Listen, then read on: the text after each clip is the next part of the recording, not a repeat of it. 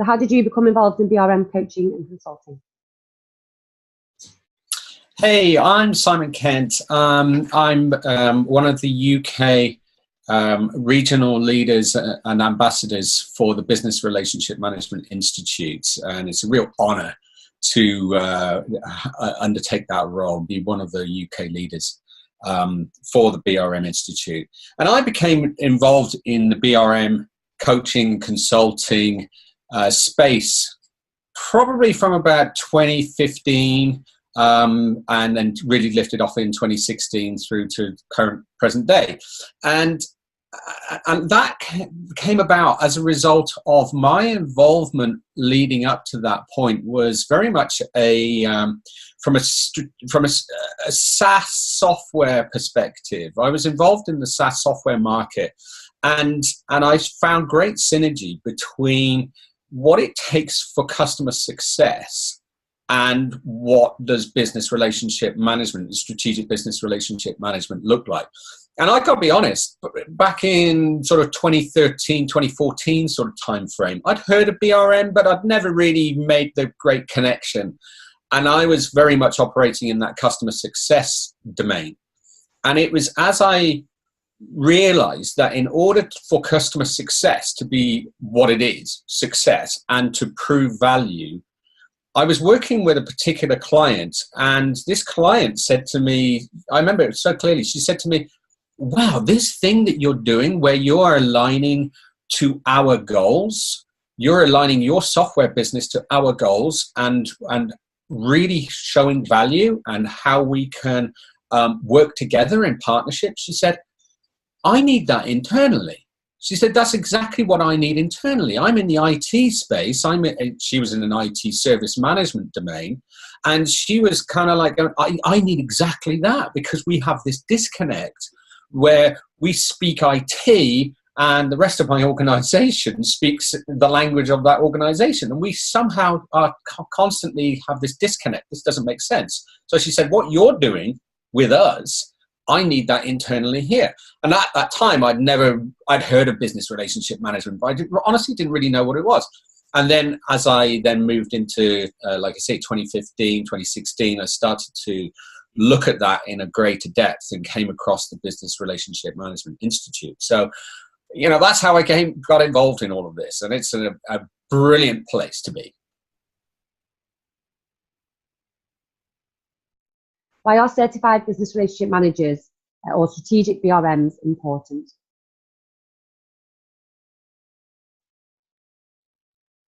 So when I look at the strategic business relationship management and also the certification that goes alongside that, whether that's business relationship management professional or certified business relationship manager, these elements and these certifications and I'm going to move away from the word role, because actually it's a capability.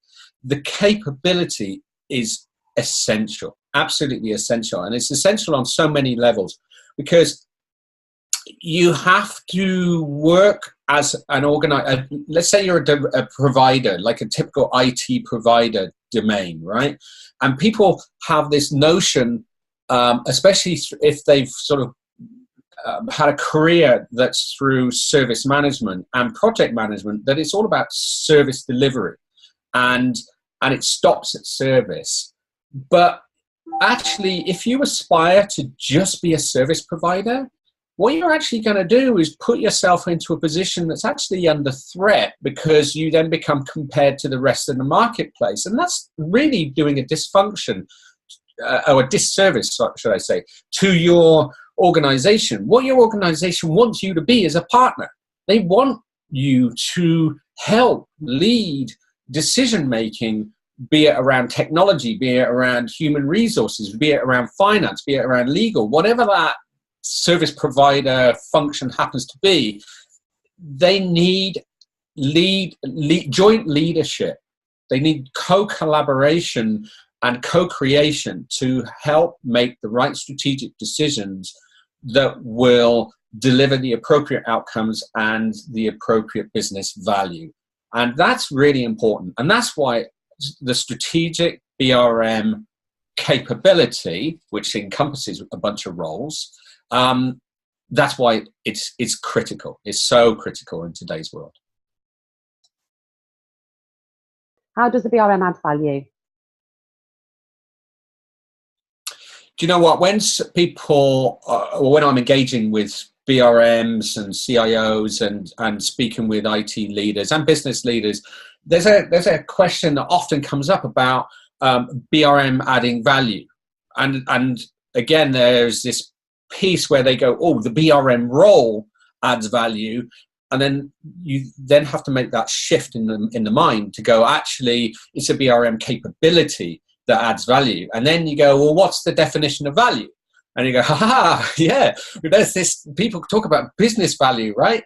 And they go, and you see so many articles and blogs and Lord knows what else, right? About business value, business value, business value. And then you kind of like ask the question, what do you mean by business value? What does business value? Nail it down. What does business value mean? And this is where the BRM capability comes in, because do you know what? They are the ones that extract what does business value actually mean in this organization at this time, in this context, because actually it flexes. It's constantly doing this, right? It's moving and shifting, and there are long-term strategic goals that are set inside of organizations, you know, the 5 to 10 year plans, that maybe even beyond. But I think today, given the rate of change and the transformative rate of change that organizations and the world is going through, it's almost difficult to define what that longer term vision will be, you know, beyond 10 years. You know, that said, of course, governments set out strategic plans that are 50-year plans. So, you know, they are there. So it depends on the context, but it's about defining what does value mean for this organization. And that's the critical thing. So this is where BRMs add value. They extract that, they understand what that looks like, they encapsulate that into then everyday work to ensure that the whole organization is working on the same page. And that's what a BRM will do. How important is implementing persuasion to a BRM skill set? Yeah. So again, people ask a question sometimes along the lines of, you know, influence and persuasion. What does that look like, and how important is that within the BRM skill set? And you know, it's massively important. It really is. It's just hugely, hugely important. Being from the commercial software background that I'm in, I understand and I practice what strategic relationship management looks like in the context of creating value for customers. And in exchange for that value, we generate revenue. Okay, so it's a pretty basic model that's existed since the beginning of time, basically, that says if I can persuade and influence a prospect or a customer to part with money in exchange for value, then win-win, right?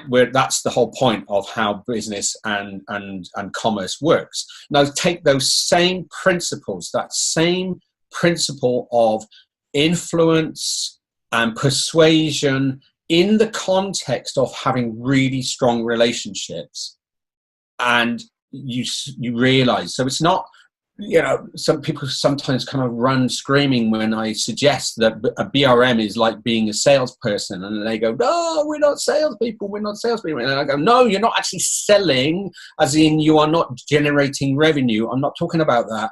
I'm talking about the mindset of establishing strong, bonded relationships. That because people buy from people, right? And that's what you're doing in terms of a BRM. You're buying, you're selling yourself, you're selling the concept, you're selling an idea, you're co-creating. That's what that's what I'm talking about. And that in turn means you have to have great influence and great persuasion.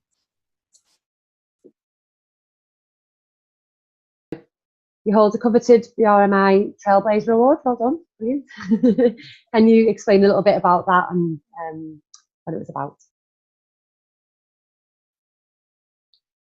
So, as I mentioned, my involvement with the BRM Institute sort of came about in a sort of 2015, 2016 sort of time frame. And leading up to that, I had worked on a methodology myself of connecting customer goals and outcomes to the delivery of a SaaS subscription software service.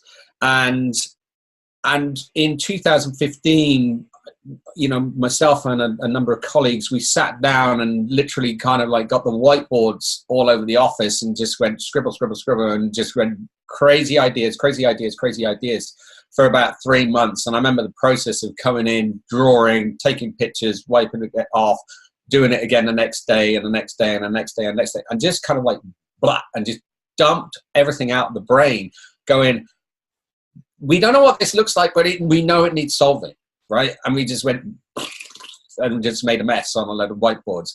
But out of that came this notion of being able to architect this design inside of a software platform. And we chose a pretty well-known IT service management software platform at the time as a sort of test bed, I guess, more than anything.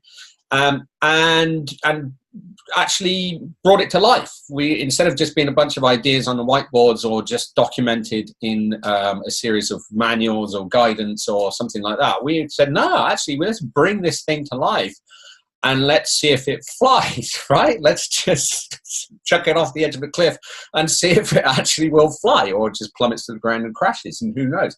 And it was through that the BRM Institute were really kind enough to say, you know what, this is amazing. That, you know, there are people like me and there are a few others that were out there saying, this profession and this capability, this guidance is fantastic. This body of knowledge is fantastic. This certification is fantastic. But actually, to really drive this thing forward, you have to have tooling. You have to have a platform that allows the capability and the BRMs or the business partners, whatever the role happens to be called, to really pull all their work together. Because unless you can have all that centralized in a core place and you can start to automate that and you can start to measure what you're delivering and have some consistency, then actually everybody works still in a fragmented way, and actually that doesn't really add any value whatsoever. You know, you get pockets of value but not consistent, systematic or systemic value. And so that was why I got the BRM Institute Trailblazer Award, which I'm chuffed to bits about. I'm very proud still to have that on my LinkedIn profile.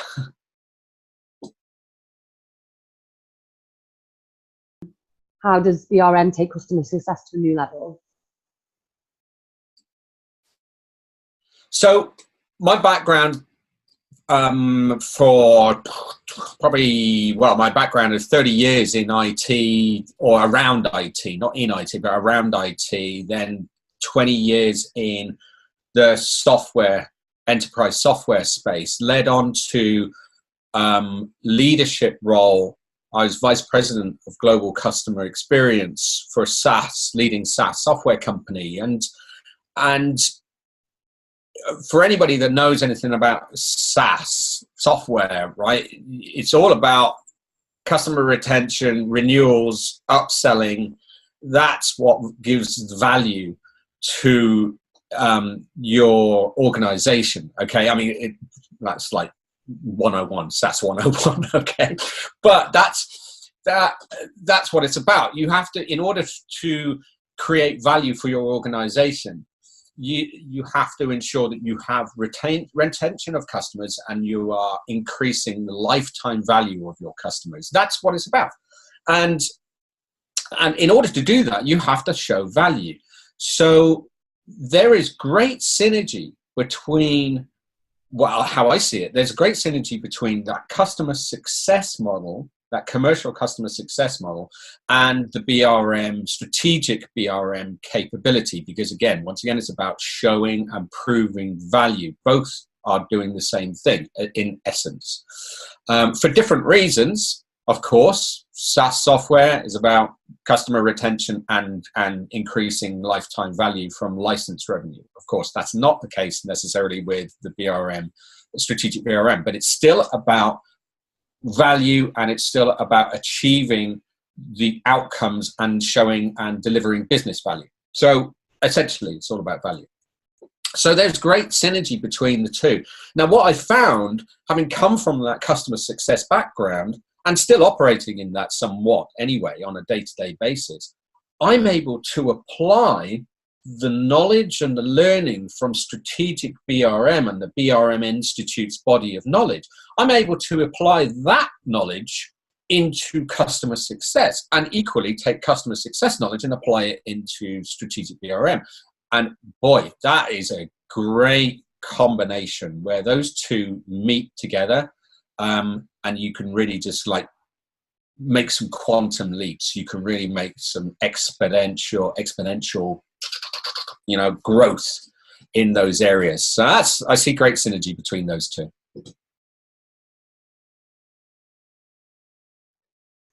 Any career tips for a BRM wanting to move into a more strategic role? Okay. So I get asked the question, what are the top tips for a BRM who wants to move into a strategic role? And do you know what? Strategic BRM is not necessarily right for everybody. It's everybody has their place and should be valued and comfortable in their place, because that's where they add the most value. And that's great. So you get some BRMs who are perhaps a little bit more tactical, and they like being that tactical role, and they should stay doing that tactical role. That's amazing. And not everybody needs to strive to be this strategic role, but those that do want to strive and do want to kind of like go, I've been called into something else, right? There's a more of a strategic view. I know that I can connect with my peers at a more strategic level. I've just got that calling in me to do that. Well, and I deliberately use the word calling because it's something in here, right? It's in your heart, it's in your gut, you just feel it. And this is really important quality that people or one needs when moving into a strategic BRM role. So emotional intelligence is massive, it's huge. So that's very, very important. So study, self-awareness, self-management, do as much self-development as you possibly can, because the more you understand about yourself, the more you understand about other people. And that's really, really important. Because again, if you're dealing with relationships, and we've got this word strategic on the front, so everybody goes, oh, I've got to get into real businessy strategic. Yes, there's that element comes into it, but actually the strongest bit through all of this is relationships, and it's from these amazing relationships and showing value, and that comes from, like I say, a great increase of awareness of self. Because you can, like I say before, the more you understand self, the more you understand other people. So emotional IQ, going back to the strategic bit, which is business IQ, learn what your business is, what it values, what are its drivers, what makes it tick, what's the definition of value? Because the more you understand this, you'll be able to frame what value looks like. So business IQ, you got to understand and have great relationships with your provider domain. So lots of cups of coffee, green tea, whatever it is, whatever your thing is, right? Go have relationships, build relationships, add value, not just up the food chain, not just across to your peers, but everywhere. You've got to add value. You've got to form relationships. And there are three metaphors that are used by the BRM Institute, and they are surfaced in the BRMP, which is you're an orchestrator, you're a navigator, and you're a connector. And I won't go into all three now because we haven't got time, but these three metaphors are really, really important. But there's also other metaphors that start to kick in the strategic realm, which is you're a co-creator.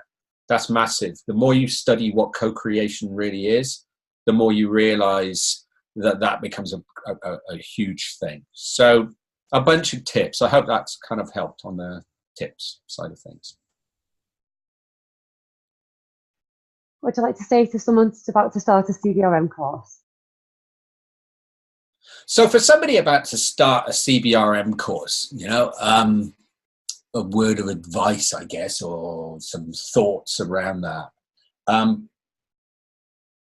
Really understand your purpose, okay? Really understand who you are as a person and understand what that means in the context of the relationships and the value for your organization.